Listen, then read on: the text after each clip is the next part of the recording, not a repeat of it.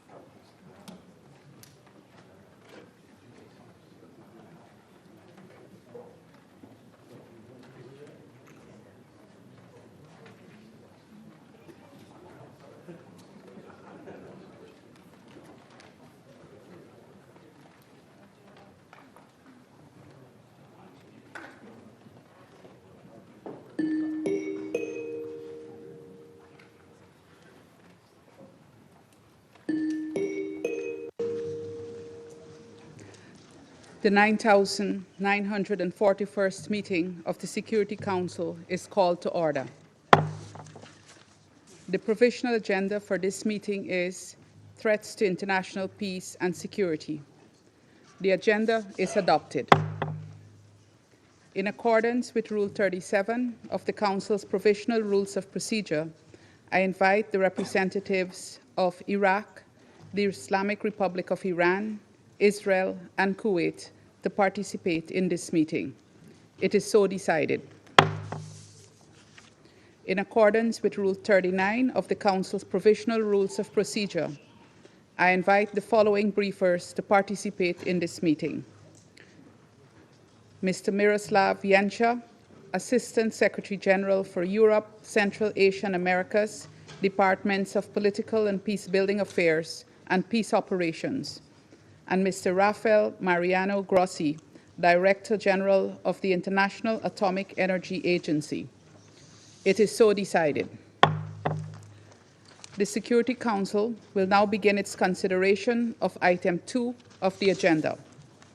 I wish to warmly welcome the Secretary General, His Excellency Mr. Antonio Guterres, and give him the floor. Madam President, with your permission, I will make a small introduction and then my two colleagues will brief the Council. Excellencies, 2 days ago, in this very chamber, I made a direct appeal: give peace a chance. That call was not heeded. Instead, the bombing of Iranian nuclear facilities by the United States marks a perilous turn in a region that is already reeling.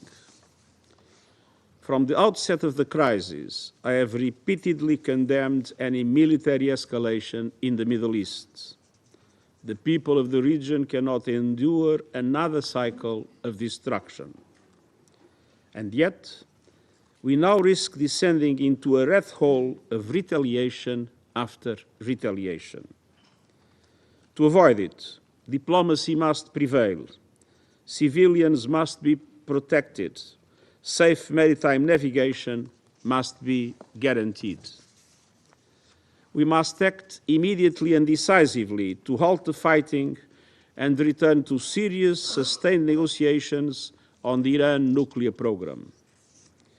We need a credible, comprehensive and verifiable solution, one that restores trust, including with full access to inspectors of the IAEA as the United Nations technical authority in this field.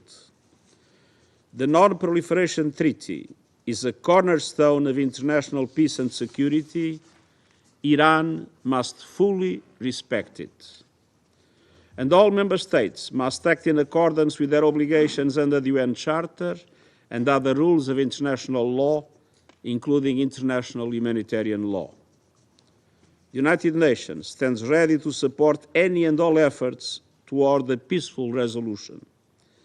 But peace cannot be imposed. It must be chosen. Madam President, we face a stark choice.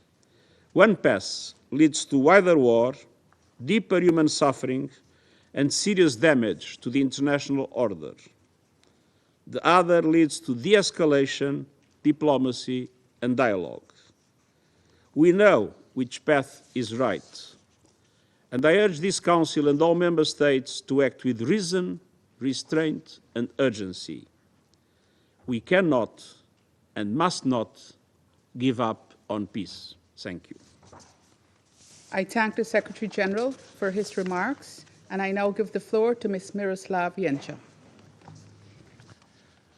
Madam President, on the evening of 21 June, the President of the United States announced that the US military conducted strikes against the Fordow, Natanz, and Isfahan nuclear facilities in Iran. Shortly thereafter, the Atomic Energy Organization of Iran confirmed that the attacks around the nuclear sites had taken place. Iranian state media indicated the 3 sites had been evacuated and the highly enriched uranium stockpile transferred in advance. Iran has said there were no immediate signs of radioactive contamination at the 3 locations following the strikes. The Crisis Management Bureau of Qom, where Fordow is located, stated that the perimeter of the Fordow nuclear site had been targeted.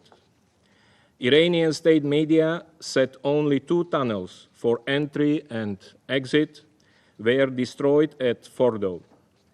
Preliminary open-source satellite imagery shows damage at various points at the facility. I urge Iran to allow IAEA inspectors access to the sites to conduct damage assessments as soon as safety conditions allow. I also note that this Council will shortly hear from IAEA Director General Grossi. The latest development must be viewed with the utmost seriousness.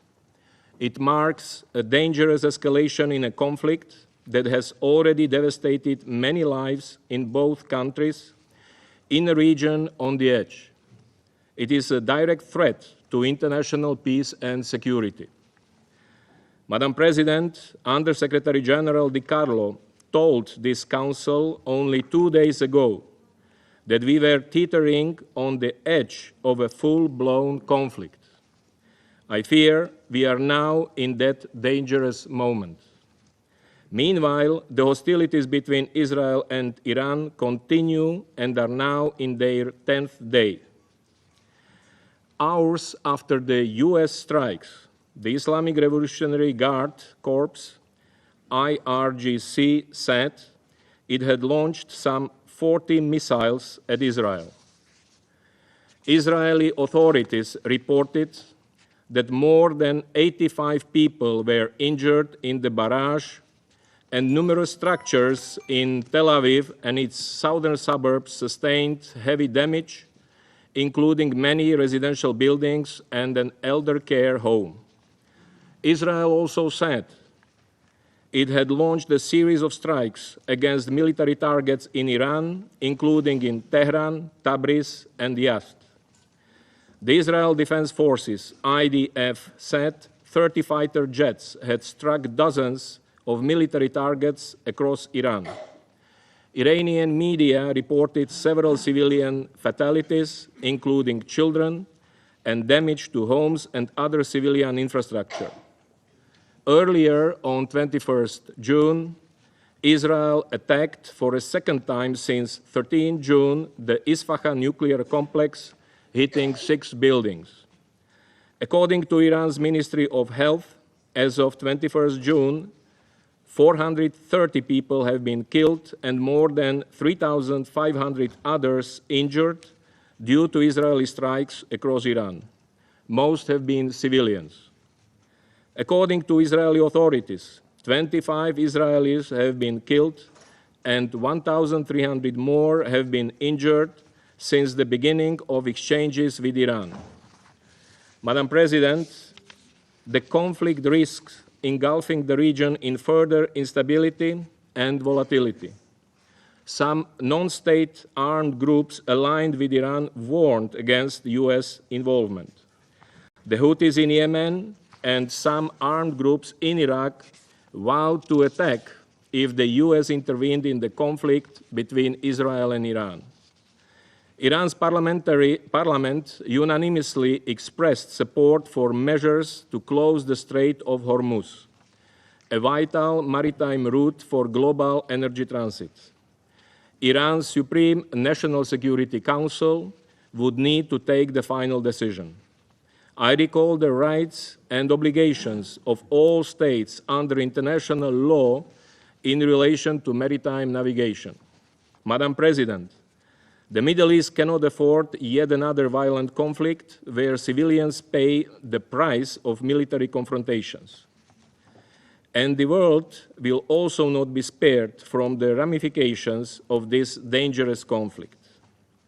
I echo the Secretary General's call on member states and on the members of the Security Council to de-escalate and to uphold their obligations under the UN Charter, notably the obligation to settle their international disputes by peaceful means and other rules of international law. All states must live up to their nuclear commitments. All parties to the conflict must also comply with the relevant rules of international humanitarian law in the conduct of their military operations. There is no military solution to this conflict. We need diplomacy, de-escalation, and confidence building now. Thank you, Madam President. Thank Mr. Yencha for his briefing, and I now give the floor to Mr. Rafael Mariano Grossi. Thank you very much, Madam President. I would like to thank the Secretary General for his permanent support to the IAEA and myself in the discharge of my duties. I also like to thank the Assistant Secretary General for his intervention right now. I have convened a special session of the Board of Governors of the IAEA tomorrow morning in Vienna to continue the consideration of this issue that this body has started today, or has continued today, rather. Secretary General, Madam President, dear permanent representatives, colleagues, the nuclear non-proliferation regime that has underpinned international security for more than half a century is on the line. The dramatic events in Iran have become even more serious with last night's bombardments and the potential widening of the conflict. We have a window of opportunity to return to dialogue and diplomacy. If that window closes, violence and destruction could reach unthinkable levels, and the global non-proliferation regime, as we know it, could crumble and fall. Iran, Israel, Iran, the Middle East need peace, and there is a path for diplomacy.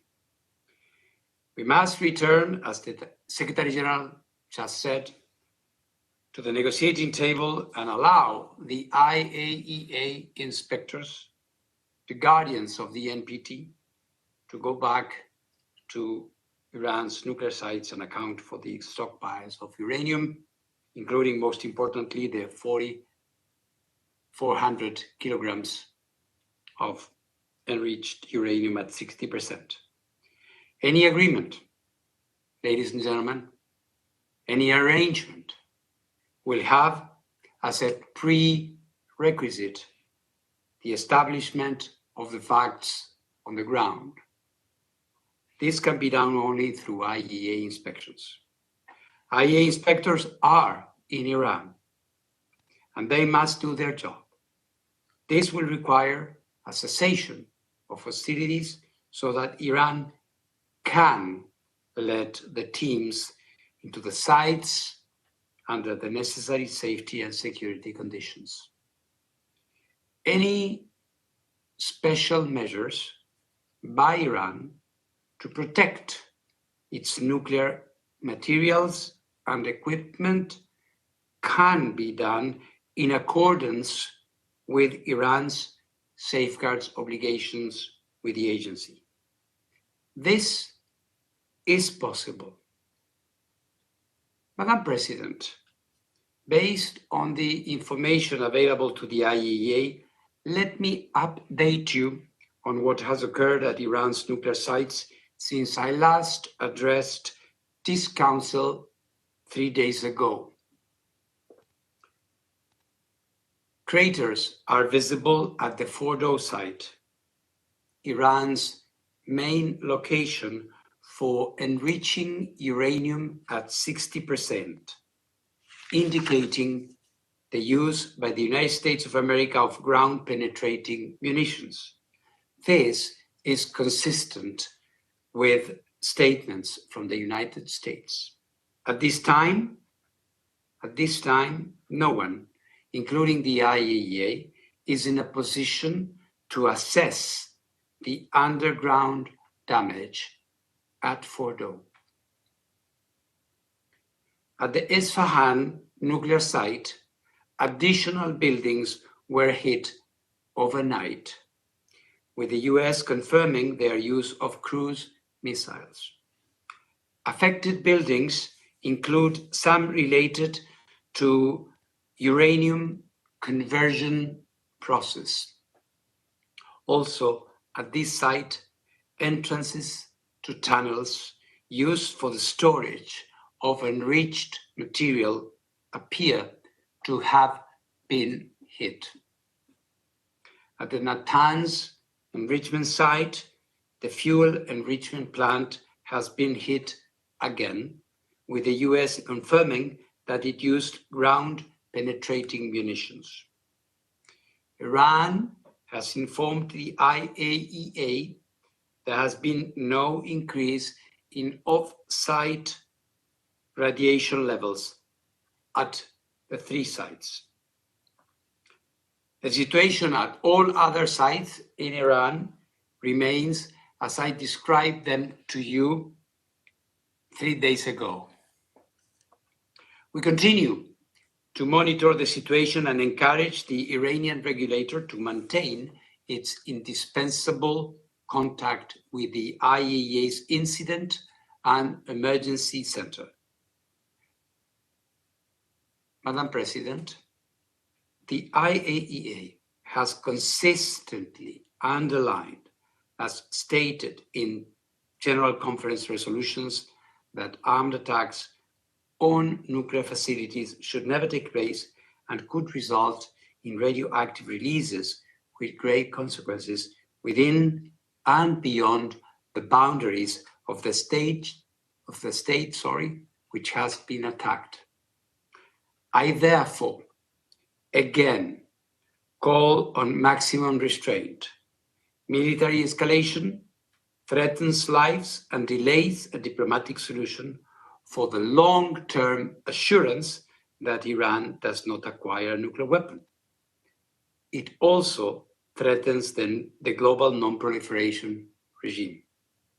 As I stated 3 days ago and before, I am ready to travel immediately and to engage with all relevant parties to help ensure the protection of nuclear facilities and the continued peaceful uses of nuclear technology in accordance with the agency's mandate.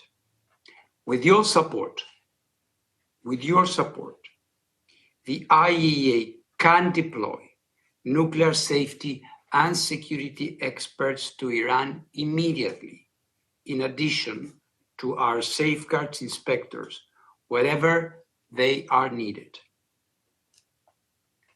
Madam President, there is arguably no more important and universally supported endeavor than ensuring that we use the enormous power of the atom for good rather than destruction. Let us not allow the window to close on diplomacy. Let us not allow the non-proliferation regime to fail. Irrespective of individual positions and views, one thing is certain, and this is the simple truth: we will not be safer if there are more nuclear weapons in more states around the world. The IAEA is ready to do its part to bring this military confrontation to an end. Thank you very much. I thank Mr. Grossi for his briefing. I now give the floor to those council members who may wish to make statements. I give the floor to the representative of the Republic of Korea. Thank you, Madam President. At the outset, I'd like to express my appreciation to Guyana, Presidency of the Security Council, for promptly convening today's meeting at this increasingly precarious moment. I thank the Secretary General for his powerful statement. I also appreciate IAEA Director General Grossi and ASG Yencha for their informative briefings. In just over a week, this Council has met 3 times. Yet, regrettably, each session has witnessed a further escalation of tensions. The Republic of Korea reiterates its profound concern over the deteriorating situation in the Middle East and expresses its sincere hope for urgent de-escalation. When we gathered last Friday, we voiced our hope that a renewed opening for diplomacy might emerge. It is lamentable that in a matter of only 2 days, that hope now seems even more distant than before. Despite the deeply concerning developments in recent days, the Republic of Korea remains firmly convinced that no sustainable resolution to this crisis can be achieved through military means alone. Indeed, now more than ever, we implore all parties to recognize that diplomacy is not merely an option, but an urgent necessity. We call on all sides to exercise maximum restraint and to commit in earnest to restoring dialogue and engaging in reinvigorated diplomatic efforts. Madam President, at this perilous moment, it is vital to prevent a further downward spiral. We therefore reiterate our call for full respect for the UN Charter and international law, and the safeguarding of the international non-proliferation regime. Any indiscriminate attacks against civilians or civilian objects are prohibited. This is an absolute principle that must be upheld, especially as the situation grows ever more volatile. The Republic of Korea highly appreciates the IAEA for its unwavering efforts to ensure nuclear safety and security under these extremely challenging circumstances. We also remain mindful of the safeguards implications of the current crisis. All parties need to return to the table so both military actions and nuclear safeguards concerns can come to an end.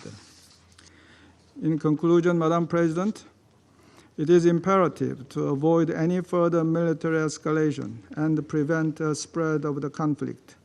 We strongly hope that a renewed window for diplomacy will open again. Thank you. I thank the representative of the Republic of Korea for his statement, and I give the floor to the representative of Sierra Leone. Thank you, Madam President. Madam President, I thank you for convening this emergency meeting of the Security Council. The gravity of the situation in the Middle East demands the Council's immediate attention as it discharges its primary responsibility to maintain international peace and security. I thank His Excellency Antonio Guterres, Secretary General of the United Nations, for his introductory statement. And I also thank Assistant Secretary General Miroslav Janka and Director General Rafael Grossi of the IAEA for their timely and important briefings.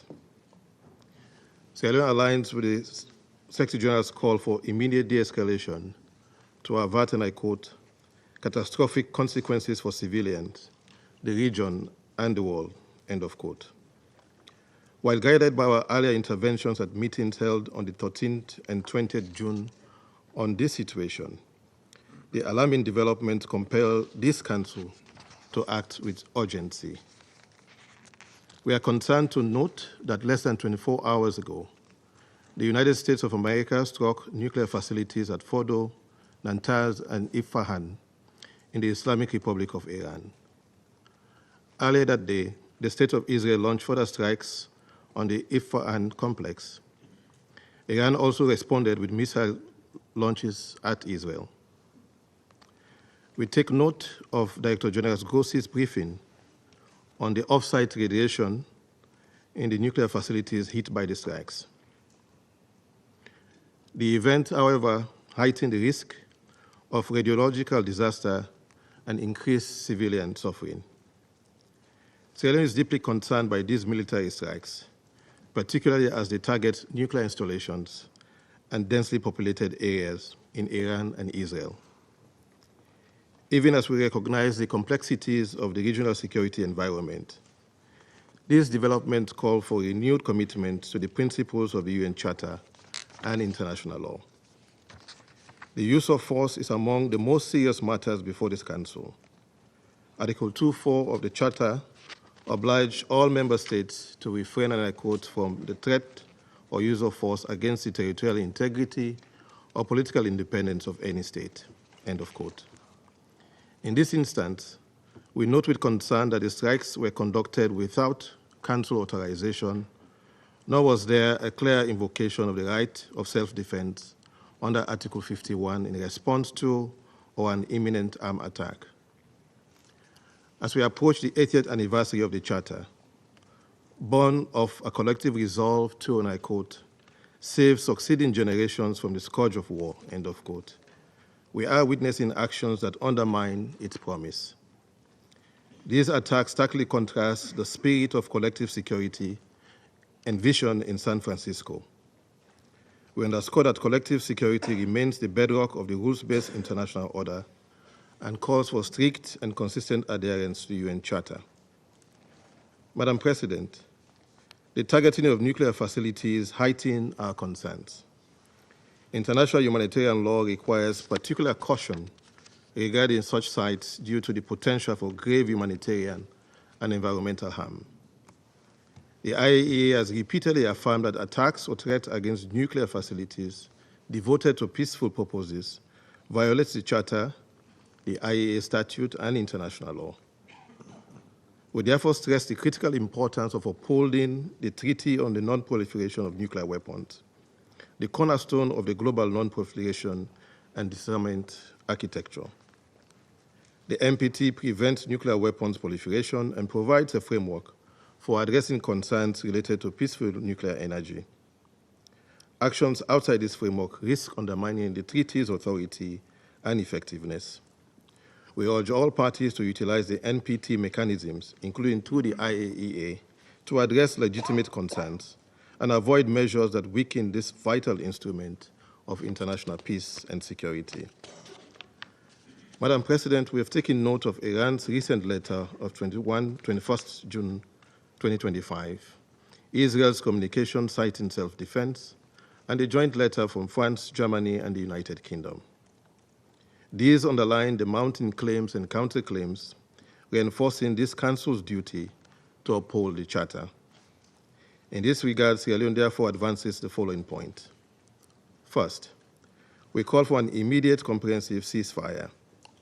Continued hostilities risk igniting a wider regional conflict, destabilizing maritime routes, and unsetting fragile energy markets. There is no military solution. We urge all parties to engage in diplomatic talks and resume structured dialogue towards restoring Resolution 2231 and a joint comprehensive plan of action before remaining measures expire on 18th June 2025. The potential broader consequences of an escalating conflict must not be overlooked. Disruption of key shipping lanes could severely affect small and developing economies, particularly those still recovering from the COVID-19 pandemic and grappling with debt distress.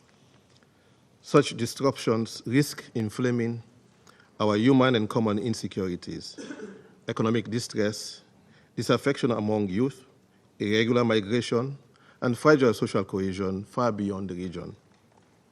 Second, we demand strict protection of civilians and civilian infrastructure. We have already been briefed by ASG Yencha on the civilian casualties in Iran as well as in Israel since 13th June. Hospitals, power stations, and homes have suffered damage. We call for safe corridors for medical evacuation and humanitarian relief in line with international law. Third, we emphasize that the NPT remains central to global security.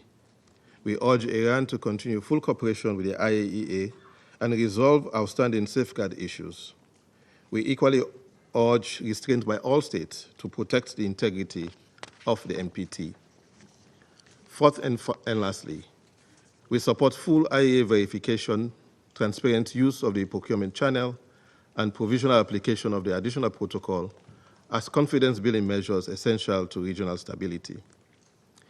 In closing, Madam President, we must recall that immense power brings immense responsibility.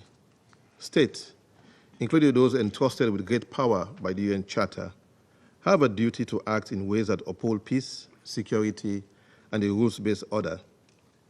Setting aside the Charter's principle risk weakening the safeguards that protect us all and may embolden unilateral actions elsewhere. At this difficult moment, Sierra Leone appeals for de-escalation, restraint, and the pursuit of diplomacy. Let us remember that behind geopolitical decisions are the lives of ordinary people, men, women, and children, who look to this Council to safeguard their peace, security, and dignity. We hope that our actions will honor that trust and the promise of San Francisco. I thank you. The representative of Sierra Leone for his statement, and I give the floor now to the representative of the United Kingdom. Thank you, President, and thank you for convening this meeting. I'd like to start by thanking the Secretary-General, ASG Yanka, and DG Grossi for briefing us today. This is a pivotal moment for the region. A further spiral of conflict poses serious risks to regional and international peace and stability. Our foremost priority must now be to support de-escalation. We have long made clear that Iran must not have a nuclear weapon, and that their nuclear program represents a serious threat to international peace and security. The United States took action last night to alleviate that threat. The United Kingdom did not participate in US or Israeli strikes. But military action alone cannot bring a durable solution to concerns about Iran's nuclear program. My Prime Minister has been clear. We urge Iran now to show restraint, and we urge all parties to return to the negotiating table and find a diplomatic solution which stops further escalation and brings this crisis to an end.